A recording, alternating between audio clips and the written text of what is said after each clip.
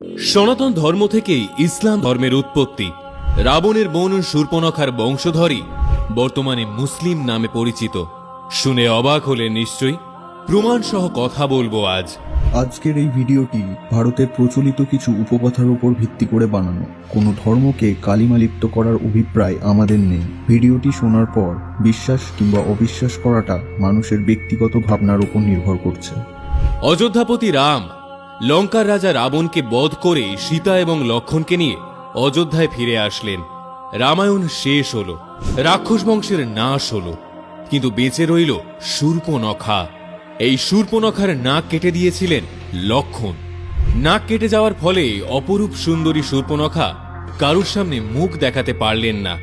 তিনি শুক্রাচার্যের আশ্রমে উপস্থিত হয়ে গুরুদেবকে সমস্ত ঘটনা খুলে বললেন। গুরুদেব সবটা শুনে শূর্পণখাকে নিজের আশ্রমে থাকতে দিলেন। এদিকে ভিতর ভিতর প্রতিশোধের আগুনে ধীর আঁচে জ্বলতে থাকছে শূর্পণখা।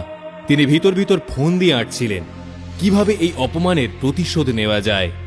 এই কথা বুঝতে পারেন স্বয়ং গুরুদেব শুক্রাচার্য। তিনি এবার শূর্পণখাকে সরাসরি জিজ্ঞেস করলেন তিনি ঠিক কি চান। এরপর শুক্রাচার্যকে যা বললেন তা শুনে গুরু শুক্রাচার্যের মুখের হাসি উড়ে যায়। তিনি জানতে পারেন শূর্পণখা প্রতিশোধ নেওয়ার আশায় সনাতন ধর্মের মতোই একটি সমান্তরাল ধর্ম প্রতিষ্ঠা করতে চাইছিলেন। শুক্রাচার্য যেহেতু আশ্রয় দেওয়ার সময় তাকে বলেছিলেন শূর্পণখার সমস্ত দায়িত্ব নেবেন, তাই নিজের দেওয়া কথা ফিরিয়ে নিতে পারলেন না। শূর্পণখা কিন্তু একাই লঙ্কা ছাড়েননি, তার সাথে লঙ্কা ছেড়েছিলেন জীবিত কিছু রাক্ষস। সবাই শূর্পণখাকে নিজেদের রানী বলে মেনে নেয়। শুক্রাচার্য এবং শূর্পণখা এবার মহাদেব শিবের গভীর আরাধনা শুরু করেন। একসময় শিব সন্তুষ্ট হয়ে দেখা দেন তাঁদের। তিনি শূর্পণখাকে নিজের প্রতিরূপ হিসাবে একটি শিবলিঙ্গ দেন এবং তাঁদের বলেন এই শিবলিঙ্গে যদি কোনো সনাতন ধর্মের মানুষ একবার জল ঢালেন তাহলে সেটাই হবে বাকি জীবিত রাক্ষসদের শেষ দিন। এই কথা শুনে শুক্রাচার্য শূর্পণখার হাত ধরে অনেকটা পথ পাড়ি দিয়ে একটা শুনশান মরুভূমিতে এসে পৌঁছান এবং মাটির অনেক গভীরে সেই শিবলিঙ্গটিকে লুকিয়ে দিয়েছিলেন। যে জায়গায় শিবলিঙ্গটি লুকিয়েছিলেন সেখানেই আজ মক্কা গড়ে উঠেছে।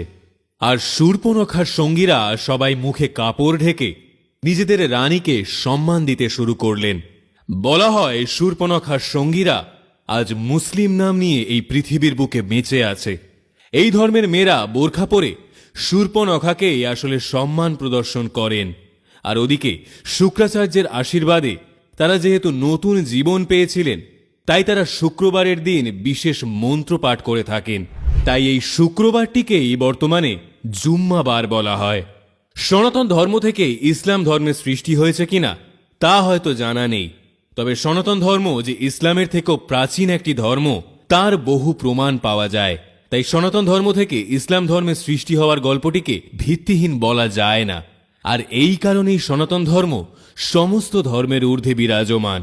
সনাতন ধর্ম হল ভারতের গর্ব, তাই সনাতনীরা বিনা সংকোচে নিজের গর্বকে জাহির করুন।